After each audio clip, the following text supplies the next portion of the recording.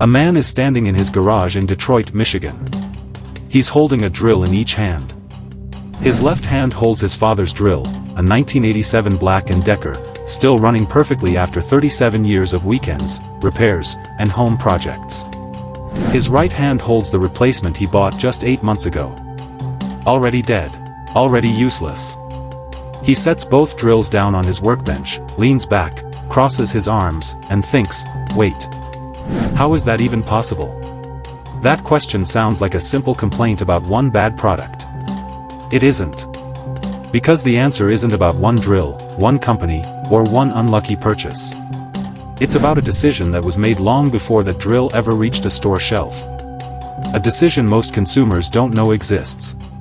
And once you understand it, you'll never look at anything you buy the same way again. Now you probably already have a theory about this. Most people do. Cheap materials. Outsourced manufacturing. Companies cutting corners to protect their profit margins. These explanations feel right. They're satisfying. They give us someone to blame. But here's the uncomfortable truth, they're only a small part of the story. The real reason nothing is built to last anymore goes much deeper than cheap parts. It goes into the psychology of how modern businesses actually make money.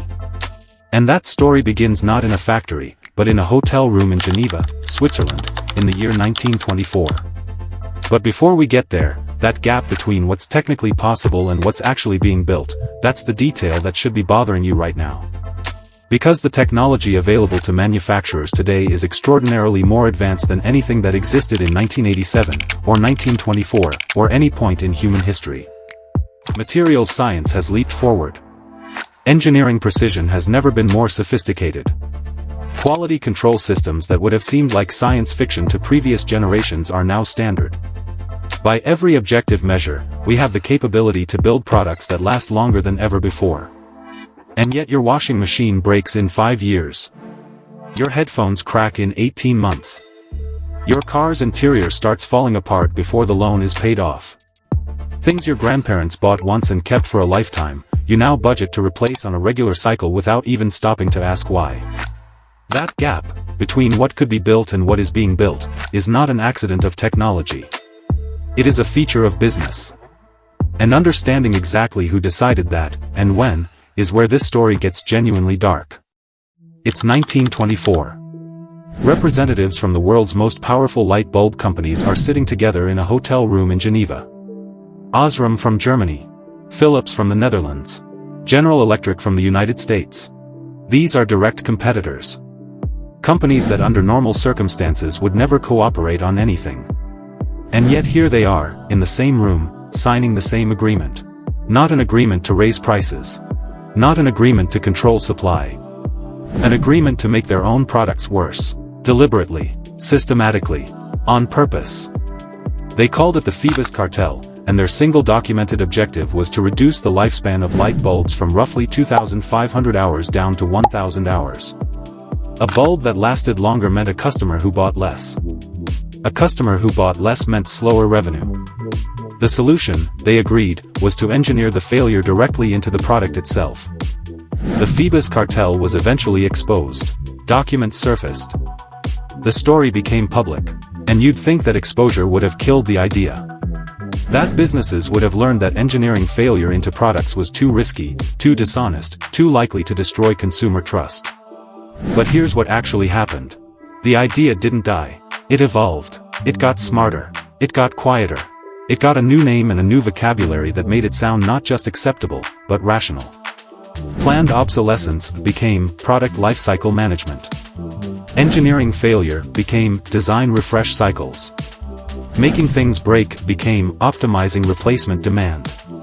The language got cleaned up, the intention stayed identical, and an entire framework for building products specifically designed to stop working, or to feel obsolete, became embedded into the standard operating model of modern manufacturing. And this is where the story stops being about history, and starts being about the stuff sitting in your kitchen, your pocket, and your garage right now.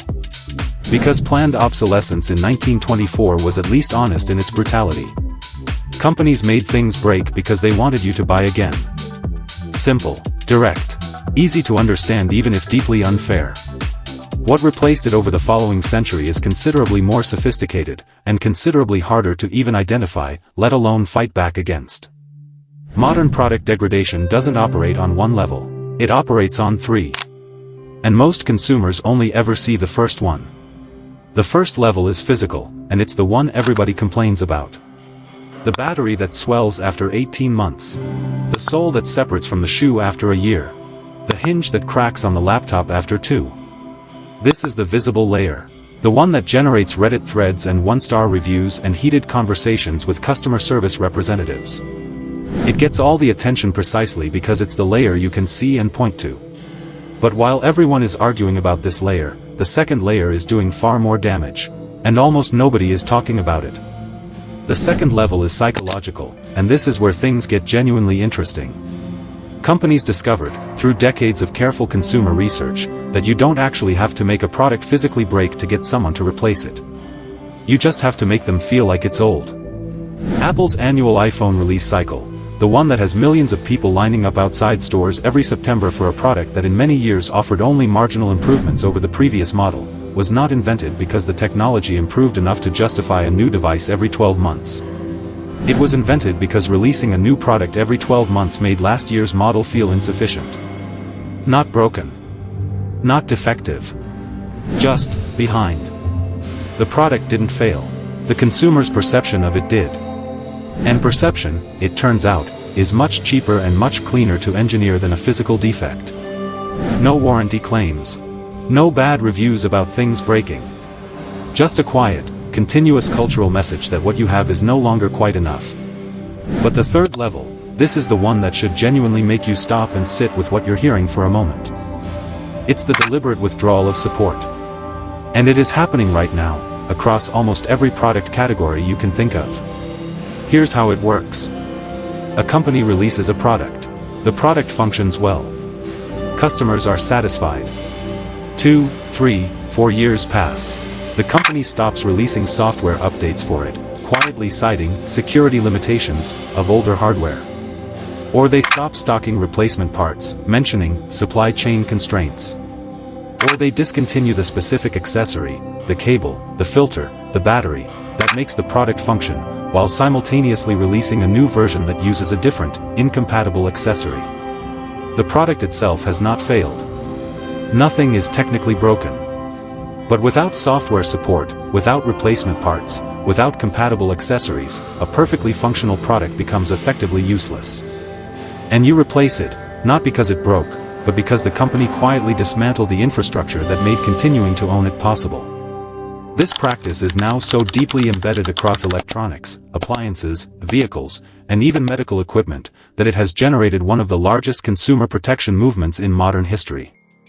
The right to repair movement, currently active across the United States and gaining serious legislative momentum in the European Union and the United Kingdom, exists for one specific reason, because companies have become so skilled at making products unrepairable, through proprietary screws that require tools only authorized dealers possess, through glued components that shatter if you try to open them, through software locks that disable a device if an unauthorized part is installed, that the concept of fixing something you own has become, for a startling percentage of consumer products, either legally complicated or economically pointless.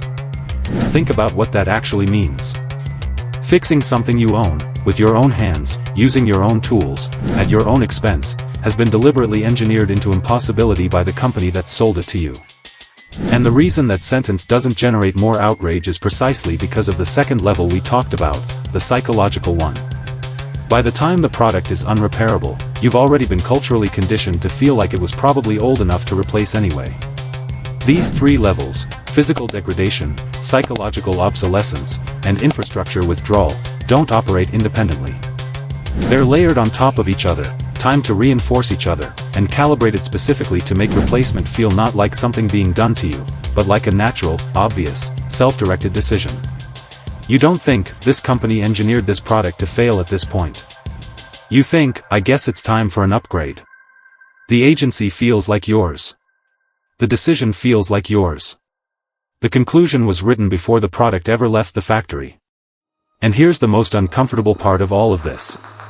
The man standing in his garage in Detroit, holding his father's 37-year-old drill next to his 8-month-old replacement, his reaction isn't outrage.